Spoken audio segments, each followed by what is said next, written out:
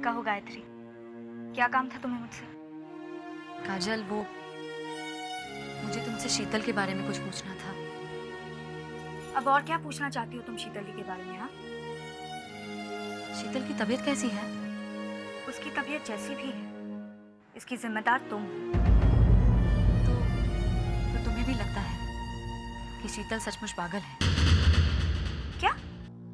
हाँ, हो सकता है कि शीतल सिर्फ पागलपन का नाटक कर रही हो। ये तुम क्या कह रही हो गायत्री?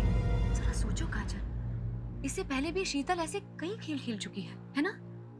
गायत्री, वो इसलिए क्योंकि तब वो तुमसे बदला लेना चाहती थी, लेकिन अब वो सिर्फ एक माँ है, और एक माँ अपने बच्चे के गम में सचमुच पागल हो जाती है। ऐसा तुम कह रही हो काजल?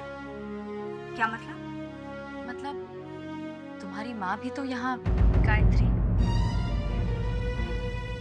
हाँ काजल, अगर तुम ये सोच सकती हो कि तुम्हारी माँ तुमसे प्यार नहीं करती, सिर्फ अपने स्वार्थ के लिए यहाँ आई है, तो ये भी तो हो सकता है शीतल तृप्ति को पाने के लिए पागलपन का नाटक कर रही हो।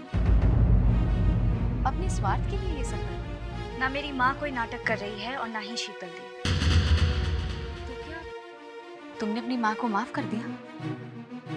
मैंने ये मान लिया है कि वो मेरी माँ है। चलो, कुछ तो फायदा हुआ शीतल के नाटक का। शीतल दी कोई नाटक नहीं कर रही है गायत्री, वो सचमुच पागल हो गई है। उस घर में मैं रहती हूँ 24 घंटे, मैं जानती हूँ वो नाटक नहीं कर रही। लेकिन काजल, 24 घंटे तुम उसके साथ तो नहीं रहती।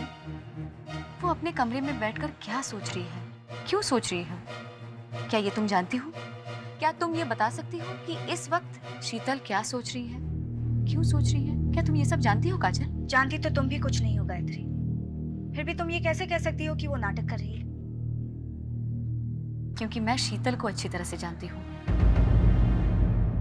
सुनीति बनकर रह चुकी हूँ, और अगर सुनीति बनकर मैं साबित कर सकती हूँ कि शीतल पागल है, तो गायत्री बनकर मैं ये भी साबित कर सकती हूँ कि शीतल पागल नहीं है। कैसे?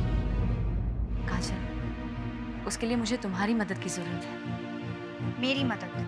हाँ काजल, तुम्हें शीतल पर नजर रखनी होगी।